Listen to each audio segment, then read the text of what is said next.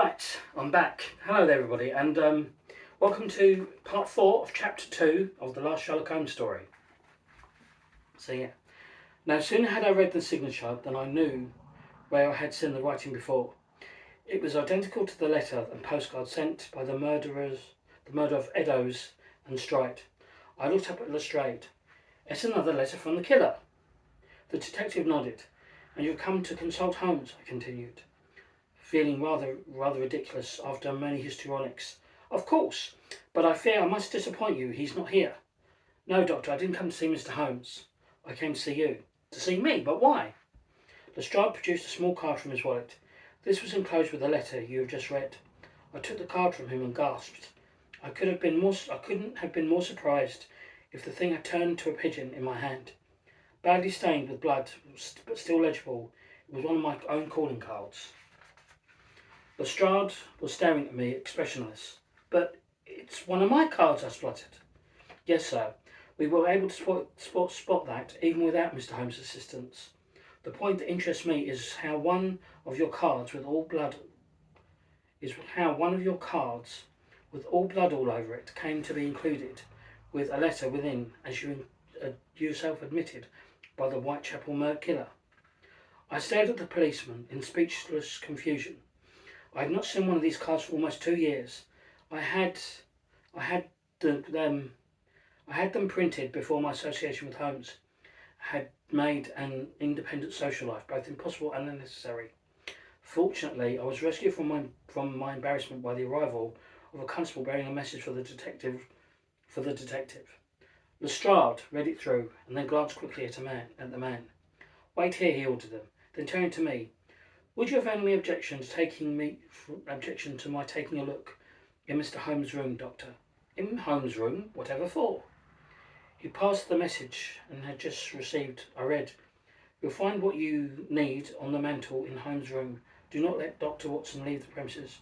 Retain the constable. Aberline. Of course, I cannot force you to show me the room without a warrant, Lestrade continued blandly. But I'm sure you can have no objection as a law-abiding citizen to my having a look. I felt as though I was trapped in some senseless dream, from which there was no awakening, but my voice mumbled assent, and we crossed over and passed through the doorway into Holmes' room. Lestrade looked round at the pictures of the famous criminals which covered every wall. Then he strode over to the fireplace. The mantelpiece was littered with an assortment of revolver cartridges, knives, pipe dottles, postage stamps, odd coins, and so on. But one object stood out boldly from all the rest. It was a medical flask and was filled to the brim with a dark red fluid. Lestrade gave a low whistle. Blood! He cried. Blood? I echoed. Port, said a voice through the doorway.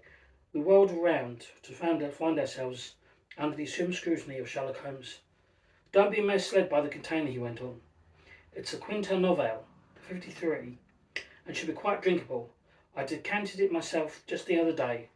But don't take my word for it. There's a glass in the front room, and a fire. Shall we? To a disinterested observer, Lestrade and I must have presented a comical spectacle as we filed sheepishly out of Holmes' room. But there was no such observer, as Lestrade once remarked.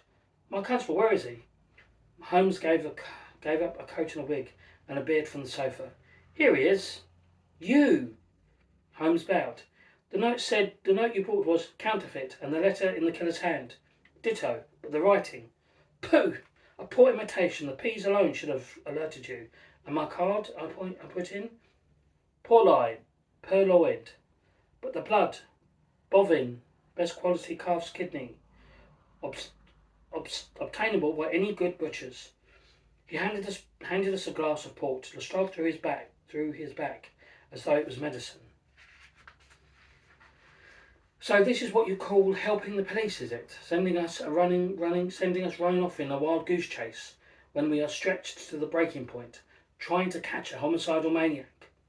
I would have thought you would be ashamed to waste our time with this kind of childish practical joking. Mind you, I don't deny that your fancy dress was very well done. You should have gone on the stage, Mr. Holmes. I've said it before. And you will say it again, interrupted Holmes, unhurriedly filling a pipe. No doubt, sir, no doubt.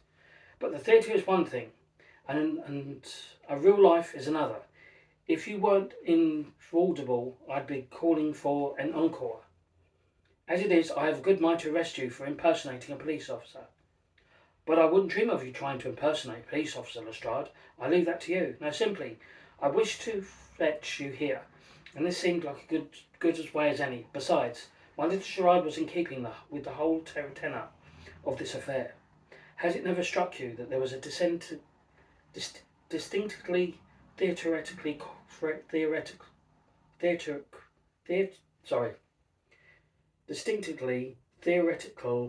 thread running through what this was, running right through this Whitechapel case?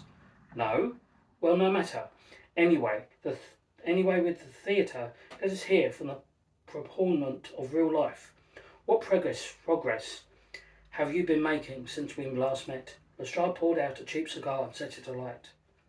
We are proceeding along various paths of inquiry too, numerous to mention. I myself have been making progress in several directions at once. But although we have made great strides, we are not yet in a position to take any definitive steps. Cut it out, Lestrade. Are you any closer to catching this murderer than you were at the same time last month?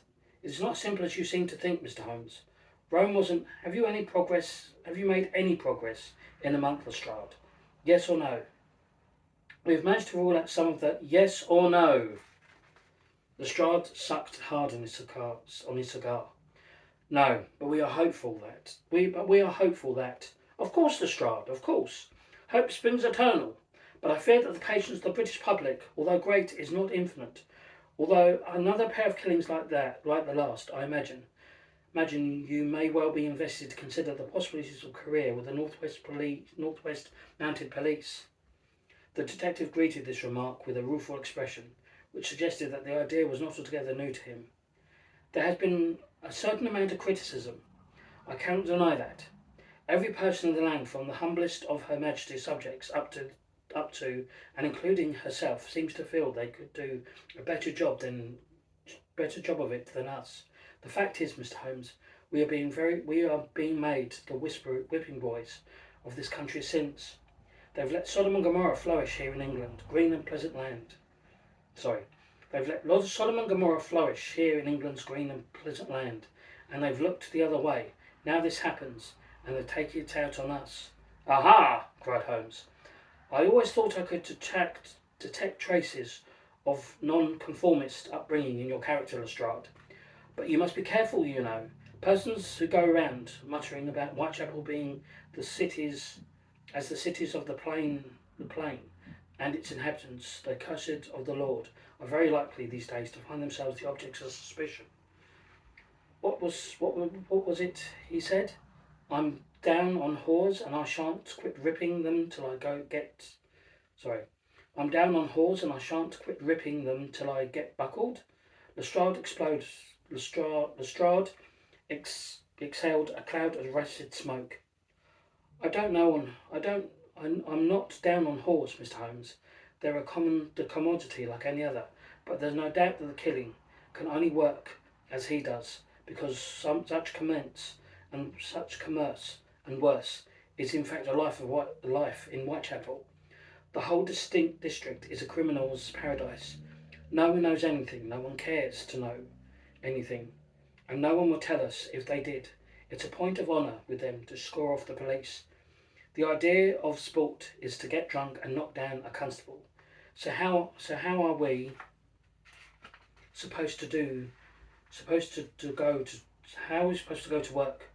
Quite frankly, I believe there's only one way we'll ever take this man, and that's if we're lucky enough to come on him there while he's actually killing one of them. The last words were spoken defiantly, Lestrade clearly expecting a sarcastic rejoinder. It was evidently much to him surprise that he found his old antagonist agreeing with him.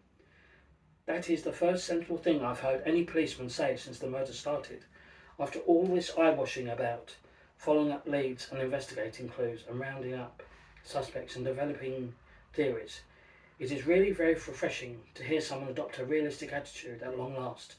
As you say, there was only one way to catch this man, and that's red-handed. More port, with a dash of soda this time, if you please. I'm glad to see we are in agreement for once, Mr. Holmes. It is too bad we can do nothing about it. Who's to say when or where he will strike next? Holmes hovered by the sideboard. He poured port for himself and me, and mixed Lestrade with a brandy and soda. I am, he replied, and he brought the drinks. Lestrade laughed politely. Come now, we all admit that you are a very smart man, Mr. Holmes, and can sometimes spot things that others are too busy to remark. But here you go too far. How can you possibly know what this maniac will do next? Ah, the old sweet song, he murmured Holmes. From far and wide they come to behold that the Ripper had wrought and cried with one accord, the work of a maniac. However, let us suppose, if you are right, that this affair is all madness. If it is, there is still some considerable method in it. Aha! We all know about his methods. Now, if you are to take the murderer in the act, we must first know where and when he will be at work. Let us look at his record thus far. All the murders have been committed when the territory bounded by Bishopgate to west, the Great Eastern Railway to the north, Sydney Street in the east, and the Ratcliffe Highway to the south. So much is obvious, turning to the questions of timing. It is also obvious that all the killings have taken place in the morning between midnight and 6 o'clock, to be precise. What may be less obvious is that there is a clear pattern linking the days on which a murder occurred. What?